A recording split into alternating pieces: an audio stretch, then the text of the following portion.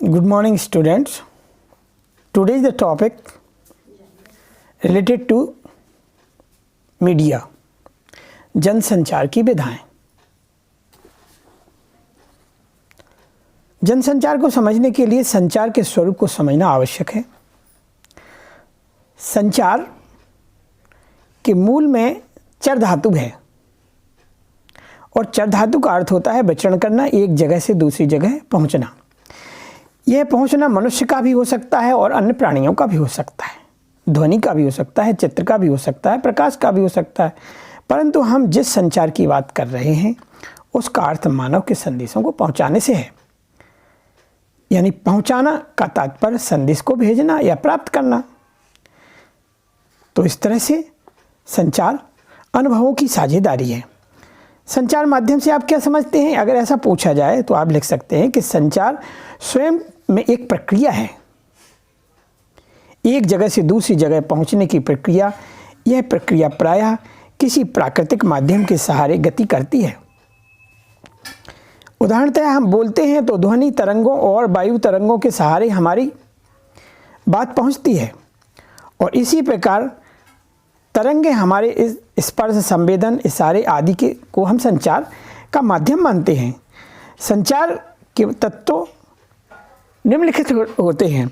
संचार का स्रोत, संदेश देने वाले का सोचना, संदेश का कूटीकरण यानी उसको विभिन्न प्रकार के कूट चिन्हों में परिवर्तित करना, संदेश का कूट वाचन और प्राप्तकर्ता को समझना, ये संचार के मुख्य तत्व हैं।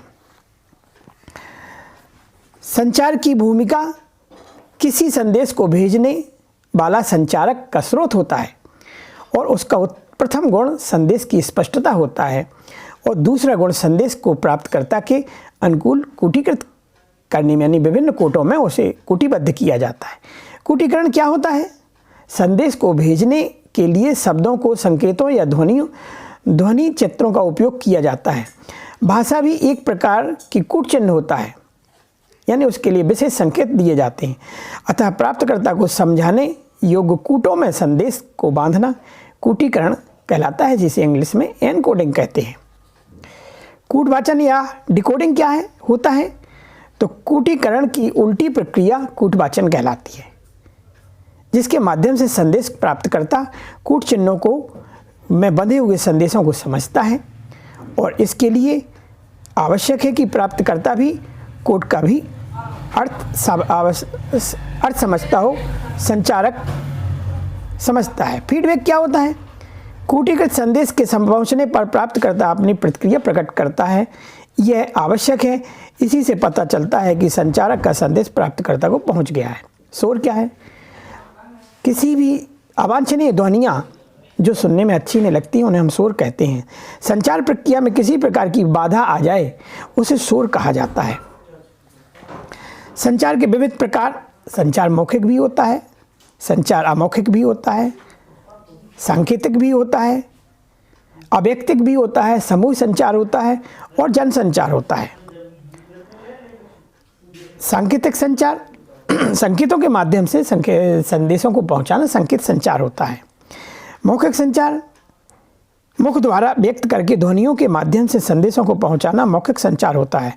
अमौखिक संचार में सांकेतिक संचार, लिखित संचार और चित्र, फिल्म इत्यादि आते हैं।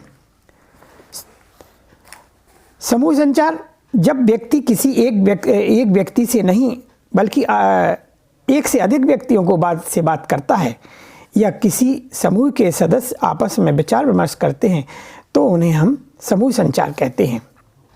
जनसंचार क्या होता है? जनसंचार नई सभ्यता का शब्द है, जिसे मास कम्युनिकेशन कहा जाता है इंग्लिश में। जब से संचार के नए तकनीकी साधन, मुद्रण, प्रसार यंत्र और विकसित हुए हैं, तब से यह शब्द प्रयोगों में किया जाता है। जब हम किसी समूह के साथ प्रत्यक्ष संवाद करने की बजाय किसी यांत्रिक यानी किसी मशीन, किसी यंत्रों के माध्यम से संवाद स्थापित करते हैं तो उसे हम जनसंचार कहते हैं। जनसंचार अन्य संचारों की तुलना में किस कारण महत्व है? व्यक्तिगत या समूह संचार का दायरा सीमित होता है। बड़ी बड़ी रैलियां, बड़े मेल और चुनावी सभाओं, धार्मिक आयोजन की बात करें तो आप उसका व्याप्त अधिकतम लाखों तक हो सकता है, किंतु रेडियो संचार, पत्रकारिता, इंटरनेट, दूरदर्शन और माध्यमों का फैलाव करोड़ों श्रोताओं या दर्शकों तक हो सकता है। वास्तव में जनसंचार हजार हजार बाहुओं वाला देवता है जिसकी महत्ता सर्वोपरि है।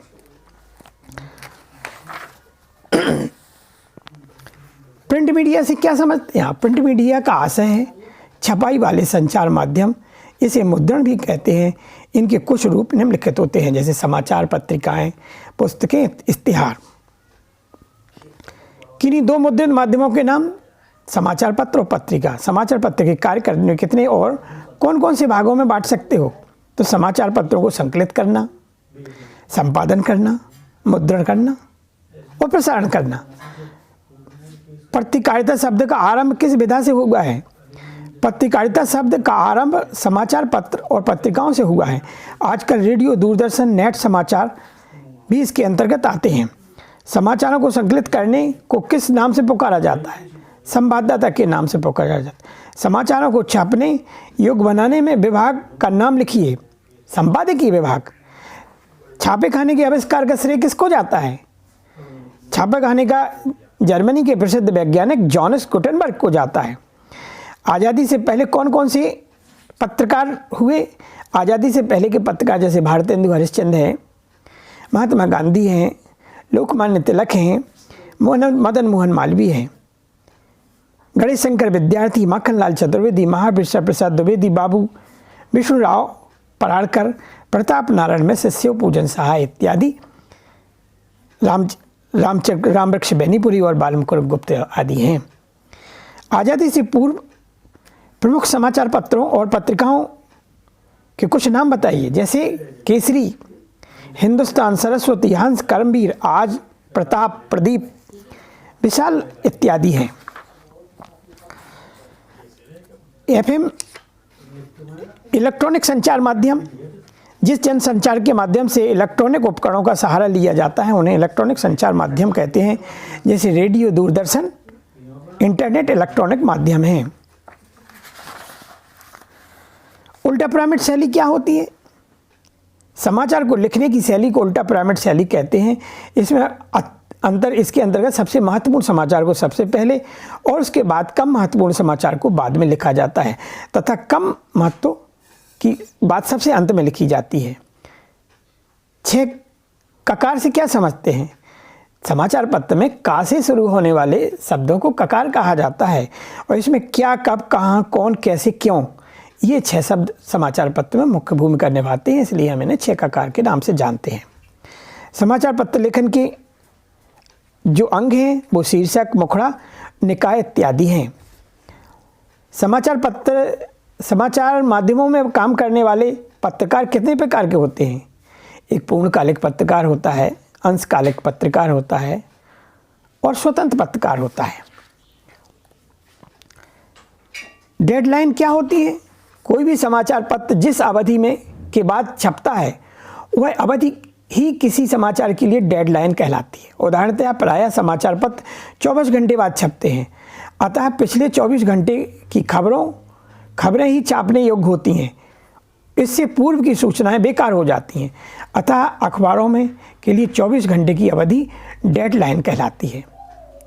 रेडियो का समाचार प्रसारित किन माध्यमों से होता है? शब्द और आवाज़ के माध्यम से। रेडियो द्वारा प्रसारित समाचारों की तुलना मुद्रण माध्यमों से कीजिए। देखिए, मुद्रित समाचार जो हैं उनकी विशेषताएं ये स्थायी होते हैं, इनकी क्रमिकता की आवश्यकता नहीं होती है, इसके लिए पढ़ना आना जरूरी है, इसके लिए व्याकरण की वर्तनी शुद्ध होना चाहिए और इसके लिए माध्यम शब्द है। और रेडियो द्वारा प्रसारित समाचार की विशेषता है इसे सुनते ही विलीन हो जाता है, ये अपने क्रम में ही सुना जा सकता है और यह सुनने से ही समझ में आ सकता है। इसे सुनने जाने की स्पष्टता ही पर्याप्त है। इसका माध्यम शब्द और आवाज़ दोनों हैं। इस तरह से समाचार पत्रों, जैसे पूछा जाता है इंटरनेट पत्रकारिता से क्या आशा है? आज कंप्यूटर की सहायता से इंटरनेट यानी विश्वव्यापी अंतर्जाल पर प्रकाशित समाचार प्रकाशित किए जाते हैं। पत्रकारिता के अंतर्गत जो किए जाते हैं वे सब इंटरनेट के माध्यम से ही किए जाते हैं। इसी को इंटरनेट पत्रकारिता या ऑनलाइन पत्रकारिता या साइबर पत्रकारिता या वेब पत्रकारिता कहते हैं। इंटरनेट पत्रकारिता अन्य प्रकार की पत्रकारिता से कैसे भिन्न है? तो इंटरनेट पत्रकारिता में मुद्रण पत्रकारिता, रेडियो पत्रकारिता, टीवी पत्रकारिता तीनों का संगम है। इसमें शब्द, ध्वनि, दृश्य तीनों का प्रयोग होता है। इसकी सबसे विशिष्ट योग्यता यह है कि यह प्रसारण समाचार पर 2 घंटे बाद अपडेट होते हैं। भारत में कौन कौन से समाचार पत्र इंटरनेट पर उपलब्ध हैं? जैसे times of India, Hindustan times, Indian express, Hindu, statements, Pioneer इत्यादि, आउटलुक है, आज तक है। भारत की कौन सी नेट साइट भुगतान देकर देखी जा सकती है? जैसे इंडिया टुडे है। भारत की कौन कौन सी साइटें नियमित रूप से अपडेट होती हैं? जैसे हिंदू है, टाइम्स ऑफ इंडिया है, आउटलुक्स है, इंडियन एक्सप्रेस है, एनडीटीवी है, आज तक है, जी न्यूज़ है, आर भारत है। भारत की पहली साइट कौन सी है जो इंटरनेट पत्रकारिता कर रही है? रेडिफ। वेबसाइट पर विशुद्ध पत्रकारिता किसने शुरू की? तहलका.com ने। हिंदी वेब जगत में कौन कौन से साहित्यिक पत्रिकाएं चल रही हैं? अनुभूति है, अभिव्यक्ति है, हिंदी है, नेस्ट है, सहाय है। इंटरनेट पत्रकारिता को लोकप्रिय होने के कारण क्या है? इंटरनेट पत्रकारिता जो है वो मुद्रण, रेडियो, टीवी तीनों के गुण होते हैं। उसमें छपी होती है और उसका रेडियो भी सुन सकते हैं, टीवी द्वारा भी जाना जा सकता है। सबसे अच्छी बात यह है कि इंटरनेट पत्रकारिता 24 घंटे बाद नहीं, हर 2 घंटे बाद संशोधित की जाती है। इसलिए यह सबसे तेज और ताज़ा पत्रकारिता है। इस तरह से जनसंचार संबंधी बहुत सारे प्रश्न हमने आज आपको बताए हैं, जिनको ध्यान से सुनेंगे तो आप जनसंचार संबंधी बहुत सारे प्रश्नों को करने में सफल होंगे। अगले सत्र में फिर से तुम्हें बताया जाएगा। अगला जो वीडियो होगा उसमें और आगे की जानकारी जनसंचार संबंधी दी जाएगी। जय हिंद, जय भारत।